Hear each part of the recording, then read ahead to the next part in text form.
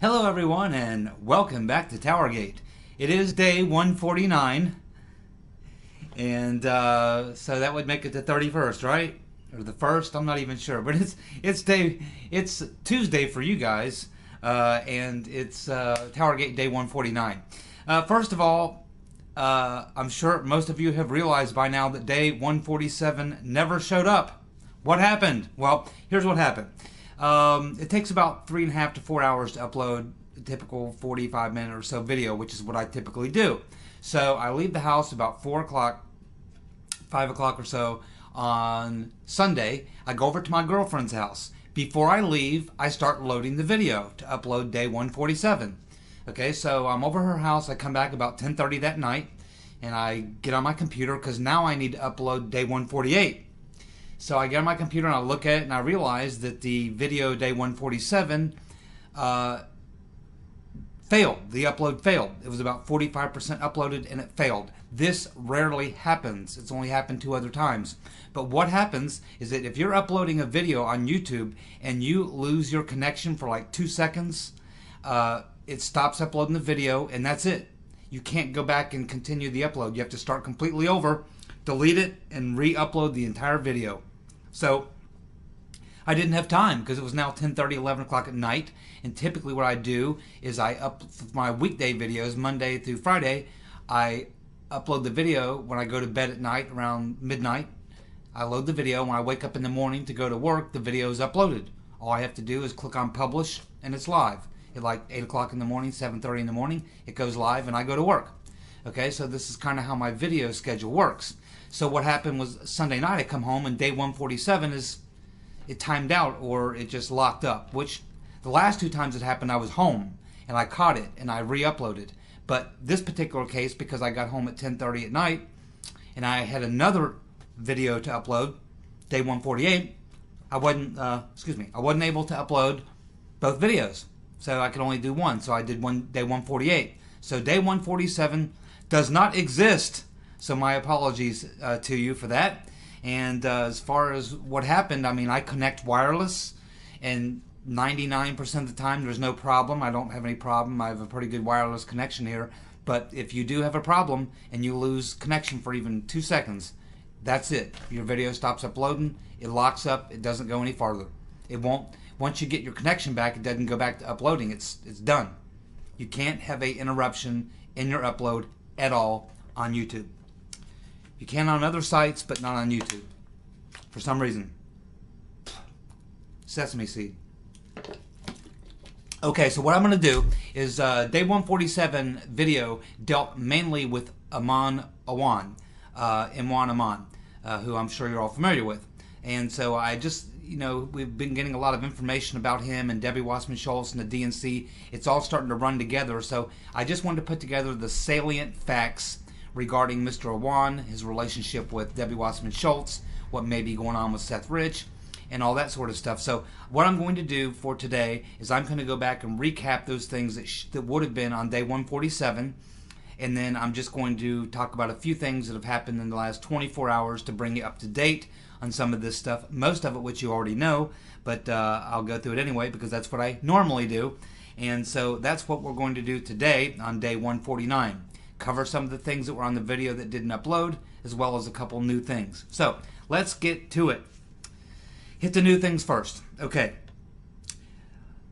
True Pundit is reporting that the White House officials fingered, White House officials fingered John McCain, Senator McGoo, as a leaker as early as February 2017, but did nothing. And apparently that was because they knew that he had cancer and they didn't really know what his situation was. And they thought, well, do we really want to go after this? He's got cancer. He may not be around long enough to be, tried, charged, convicted, or whatever. Back in February, Donald Trump was still only a month into his presidency. He was trying to smooth out things. He didn't want to create any more conflict. He didn't want to go after anybody, especially a Republican. So it appears that their thinking at the time was just let it slide. Apparently, is what they were thinking. So that tells us that members of Congress have known John McCain has had cancer since at least as early as February. We all just learned about it, 2 weeks or so ago?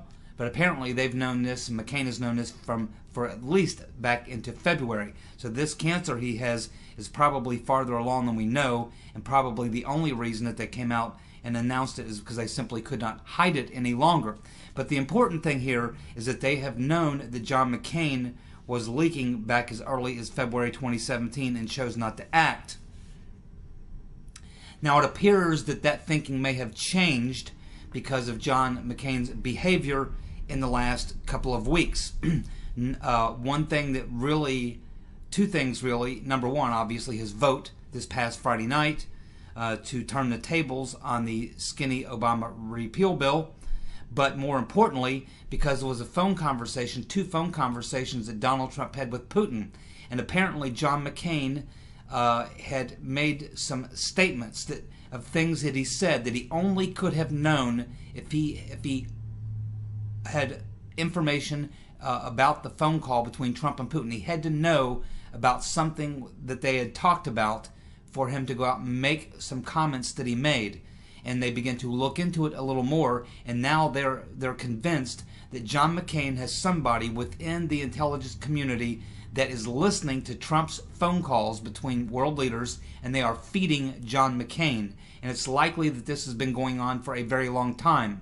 So now it is being suggested that there are louder voices around the president in the White House. Possibly even this is what maybe Sessions is referring to. And keep in mind, Sessions and John McCain go way back. I think they're pretty good friends. So for Sessions to have to do this to John McCain, even though he's got cancer and everything else, is probably something they really don't want to do. But the fact that he refuses to stop this leaking, the fact that he's somehow getting access to Trump's conversations with world leaders, especially Putin, and the fact that he continues to feed this information to his friends in the media, and the fact that it's looking more and more like he may have been the source of the leak to BuzzFeed and other people, it's very possible, in fact it's pretty strongly believed now, that he was feeding Hillary Clinton's campaign intelligence, negative intelligence about Trump. So things are much worse with McCain. I mean, we knew he hated Trump, but now we're finding out that how bad he really hated Trump. Bad enough that he would go to the extent that he's gone to leak all this information, secure information, classified information, really important information. The fact that he would do this kind of damage to the president, to his party, to his colleagues, to the country, all because of a beef he has, a personal beef he has with the president. This is absolutely extraordinary, and it's out of hand. And at this point, it looks like they wanted to give Senator McGoo the opportunity to ride off into the sunset and let this all just go away. But McCain apparently is not planning to go down that way. It looks like he's, wanting to, until his last breath, he is wanting to take down this president. And it's gotten to the point now where they simply can't let it go on.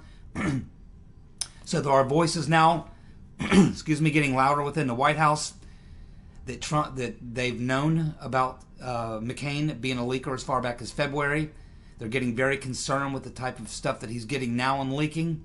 They're about 99% sure that he's the one leaking this information between Trump and his conversations with world leaders, which means he is being fed this information by someone in the intelligence community, probably monitoring Trump's calls, and the situation has to be dealt with. And his vote on Friday night probably was the thing that pushed it over the edge, because man, he stuck his finger, his intention was to stick his finger in Trump's eye, but he did a lot of damage to Mitch McConnell.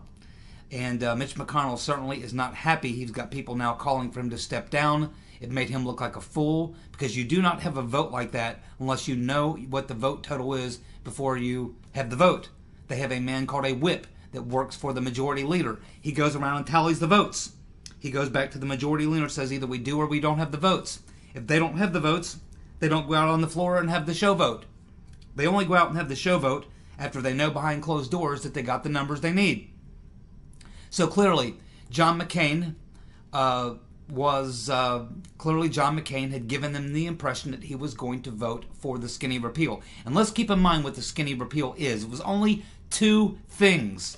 It was the two things that Republicans all agree that they hated the most about Obamacare. Number one, the employer mandate, and number two, the individual mandate. The employer mandate said that if you have more than 50 employees, you got to offer health care. And that, of course, was a job killer. It also meant that many companies across the U.S. now, instead of hiring regular employees, getting benefits and actually getting some type of health care or something, these people are no longer able to work for these companies, because what companies did to get around Obamacare was they simply brought in temporary workers. So now they have temporary workers who get no benefits. So now those workers are worse off. They're getting lower wages. They have no benefits at all. They don't even get a paid holiday from a temporary service. They don't pay you for, Christmas or your birthday or holidays or Father's Day or this day or that day, or July 4th, Independence Day, nothing. You don't get paid. When you're a temp worker, you get a flat hourly rate. And even the ones that have some sort of a health care plan, it's horrible. And even if you wanted to buy into it, they don't pay you enough that you could afford to buy it. So this was a disaster, and everyone agreed on this employer mandate was a disaster. John McCain, Senator McGoo, knowing good and well how what a bad deal this employer mandate was, could not vote to get rid of it as part of the skinny repeal. Also, the individual mandate, that just says that you must have health insurance. If not, you will be fined by the IRS. You have health insurance, or you get a fine. You get a penalty that will be levied on you by the IRS. They will send you a bill, and if you don't pay it, they'll deduct it from your taxes.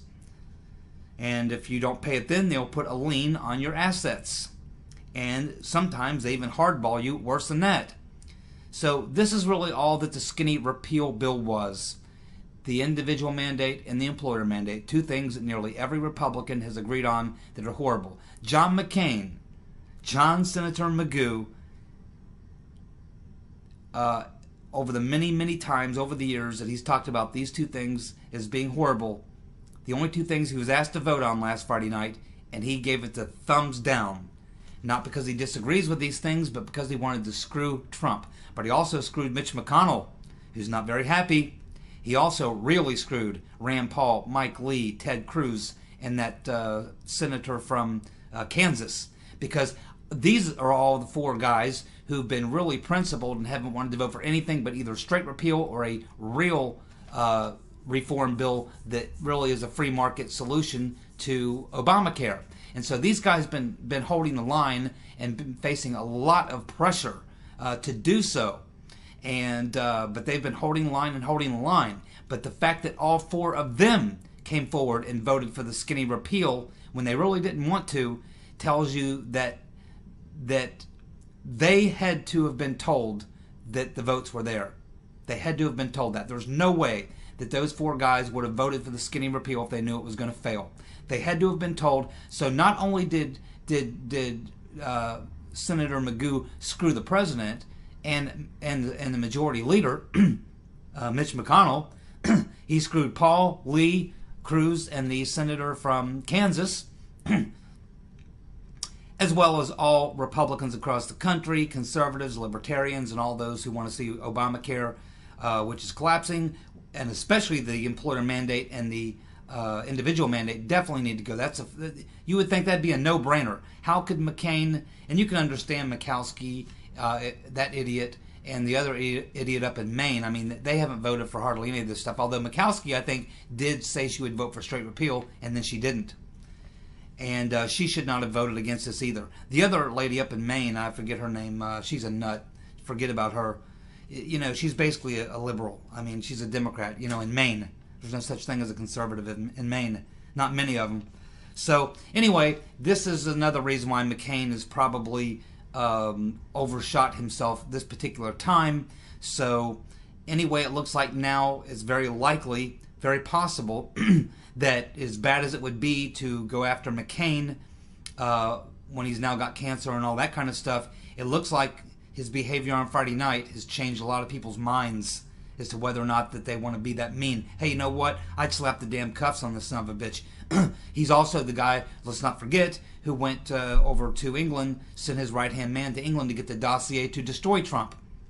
And keep in mind, let's not forget that we've recently learned that the dossier, the information that was put together in the dossier, largely came from Russians. That means that John McCain indirectly was working in collusion with the Russians. He's been colluding with Russians, with GPS, with Democratic operatives like GPS and Fusion and those people.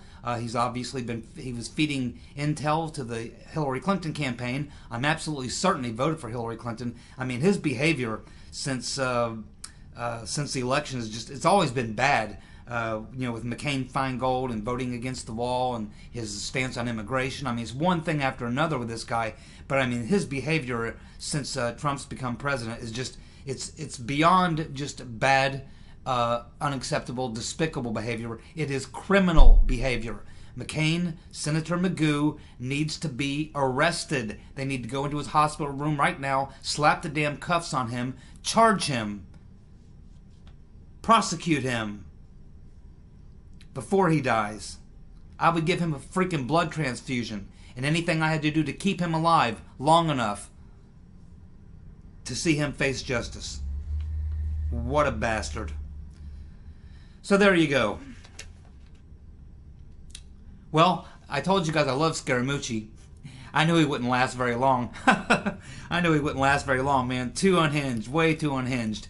And of course, John Kelly didn't want him to be part of his team. So Reince Priebus is out, Kelly is in, and that little conversation he had, I guess he thought was off the record with that journalist. It was funny. I agree, it was funny, but you can't say those things. You can play hardball, you can go after the media, you can do all that kind of stuff. That's what I loved about Scaramucci, but you can't use that kind of language. You can't, I don't know if you read what the conversation was, but if you read it, you'll know what I mean. You really can't say those things, okay? So Scaramucci was too much of an unhinged gun, but I loved him. For the time he was there, I knew it would be entertaining, and it was. So we got our money's worth with our 10 days of Scaramucci, and now it looks like back to somewhat of normalcy. But Trump is on the offensive, and that's the good thing. Okay, so those are the major two pieces of news. Now let's get to what we missed on day 147. As I said, it was mostly about just some facts, just some kind of ticked off facts I want to give you about Awan, that we've had all this information come out. So let's take a look at the key things that we've now know about Mr. Awan. We're now learning that he had, just prior to 2005, now he's been working for Debbie Wasserman Schultz for a long time, as I understand, about 14 years. He's been her tech guy or whatever.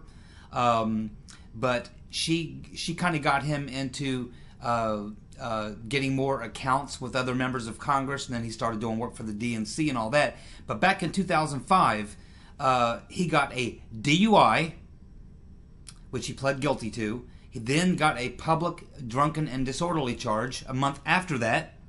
He's also filed both Chapter 7 and Chapter 9 bankruptcy, and he's also been investigated for insurance fraud, all during the time that he was working as a IT tech for members of Congress, where he had access to all this classified information.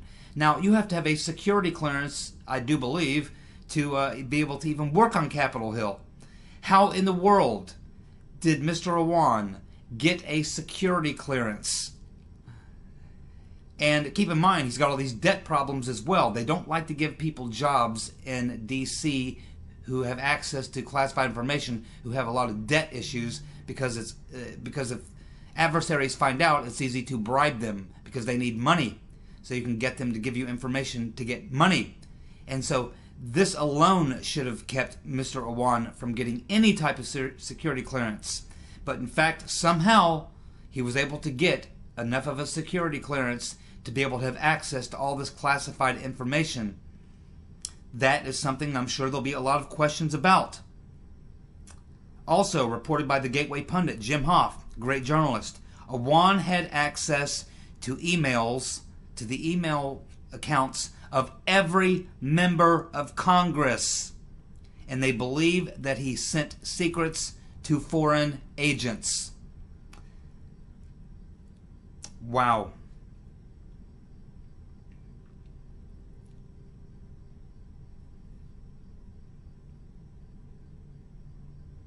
We also learned that Awan, as he was getting ready to leave the country, where he was arrested at Dulles International Airport, he was going to be going back to Pakistan for 6 months for a vacation, is what he said. And apparently he had alerted Debbie Wasserman Schultz and his other clients in Washington that he was going to be taking a 6-month vacation. We now have learned that Debbie Wasserman Schultz and the other accounts there that he worked for in D.C. had every intention of continuing to pay Awan during the 6 months that he was going to be in Pakistan. And keep in mind, he was never coming back, my friends.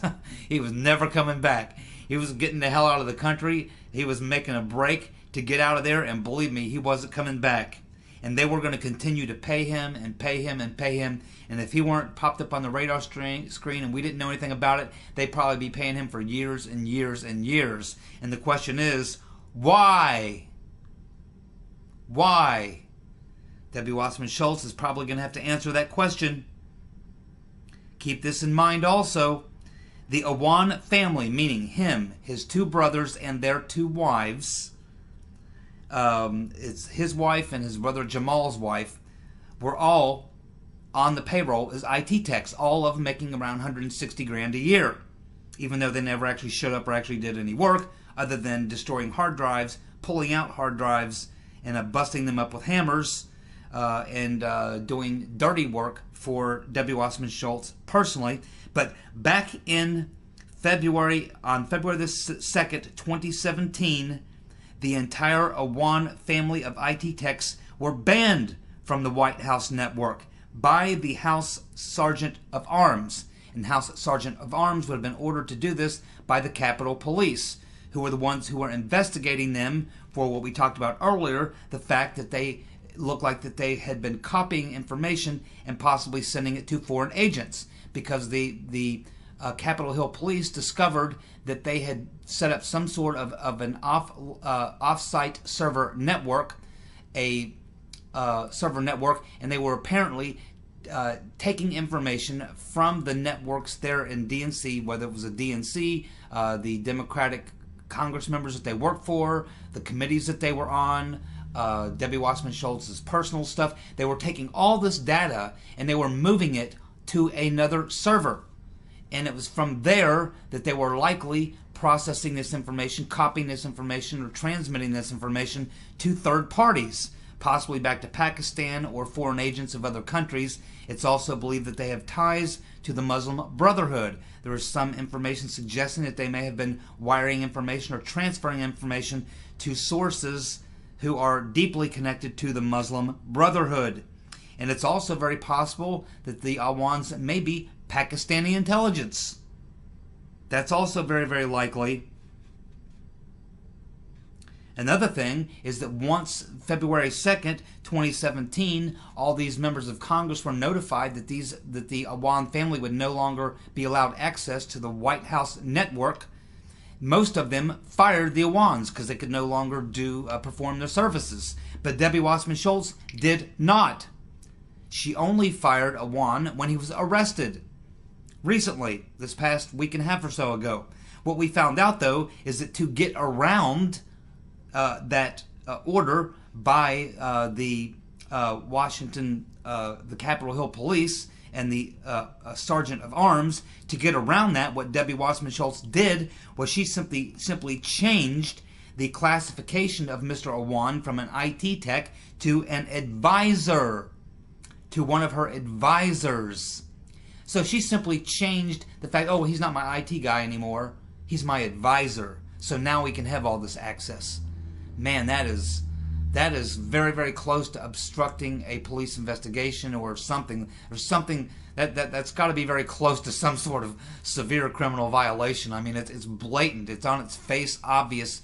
You know, I don't know how she's going to explain that one, but that one is going to be asked, I can assure you, and she is going to have to come up with an explanation for that, because she clearly was trying to get around the fact that they were no longer allowed access to the network.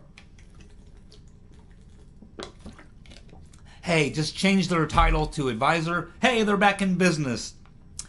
Golly! Shazam! Just like that. Debbie Wasserman Schultz, she's a freaking magician. Woo! She's in some deep, deep kimchi, my friends. You do not want to be Debbie Blabbermouth doing anything for Hillary Wasserman Schultz tonight. Lieutenant Colonel Anthony Schaefer appeared on Fox News, stated that the Awan brothers may have been responsible